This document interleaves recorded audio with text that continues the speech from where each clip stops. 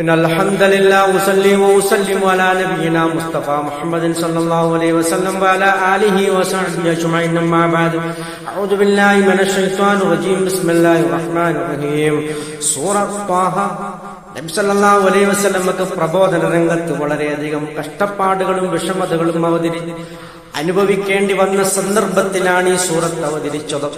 അല്ലാഹു സുബ്ഹാനഹു വ തആല വിശദീകരിക്കുന്നു. കേവലം ചില അക്ഷരങ്ങൾ കൊണ്ടാണ് ഈ സൂറത്ത് ആരംഭിക്കുന്നത്. ത്വാഹ എന്ന 2 അക്ഷരങ്ങൾ കൊണ്ടാണ് ഈ സൂറത്ത് അവതരിക്കുന്നത്. അതിന്റെ ഉദ്ദേശം അല്ലാഹുവിനറിയാം, നമുക്കതിന്റെ ഉദ്ദേശം അറിയില്ല. ഖുർആനിൽ പല സ്ഥലത്തും പല സൂറകളിലും ഇത്തരം അക്ഷരങ്ങൾ കാണാം. അതാണ് അതിന്റെ വ്യാഖ്യാനം.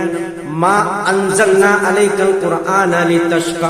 മാ അൻസൽനാ അലൈക, നബിയെ താങ്കളുടെ മേൽ നാം അവതരിപ്പിച്ചിട്ടില്ല. അൽ ഖുർആന, ഖുർആനിനെ അവതരിപ്പിച്ചിട്ടില്ല. ലിതഷ്ക, താങ്കൾ ക്ലേശിക്കുന്നതിന് വേണ്ടി, താങ്കൾ വിഷമിക്കുന്നതിന് വേണ്ടി. അങ്ങനെ ഒരു ഖുർആനിനെ നാം താങ്കളുടെ മേൽ അവതരിപ്പിച്ചിട്ടില്ല എന്ന് പറഞ്ഞാൽ ഈ ഖുർആൻ അവതരണം മുഖേന, അതിന്റെ ഉപദേശ നിർദ്ദേശങ്ങൾ മുഖേന മക്കത്തുള്ള അതിന്റെ പരിസരങ്ങളിലുള്ള മുശ്രിക്കുകളിൽ നിന്നും വളരെയധികം വേദനകളും പല ക്ലേശങ്ങളും നബി സല്ലല്ലാഹു അലൈഹി വസല്ലമയ്ക്ക് അനുഭവിക്കേണ്ടി വന്നു. അങ്ങനെ ഒരു സാന്ത്വന വചനമായിട്ടാണ് അല്ലാഹു സുബ്ഹാനഹു വ തആല ഈ വചനത്തെ അവതരിപ്പിച്ചുകൊണ്ട് മുഹമ്മദ് നബിയെ അല്ലാഹു സുബ്ഹാനഹു വ തആല സ്വന്തനിപ്പിക്കുന്നതാണ് നാം കാണുന്നത്.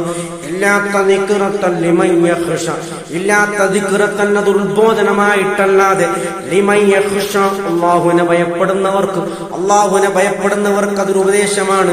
തൻസീലൻ മിമ്മൻ ഖലഖസ് സമാവാതി വൽ അർദ്, തൻസീലൻ, അത് അവതരിച്ചിരിക്കുന്നത് മിമ്മൻ, ഒരുവരിൽ നിന്നാണ്.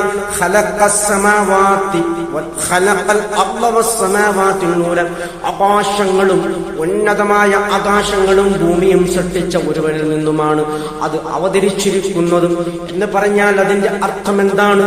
ആകാശഭൂമികൾ, ആകാശങ്ങളെയും ഭൂമിയെയും സൃഷ്ടിച്ചു പരിപാലിക്കുന്ന, അതിന്റെ നിയന്ത്രണാധികാരമുള്ള, അതിന്റെ മുൽക്ക്, അതിന്റെ അധികാര അവകാശങ്ങൾ ഉൾക്കൊള്ളുന്ന റബ്ബിൽ നിന്നും അവതരിച്ചതാണ്.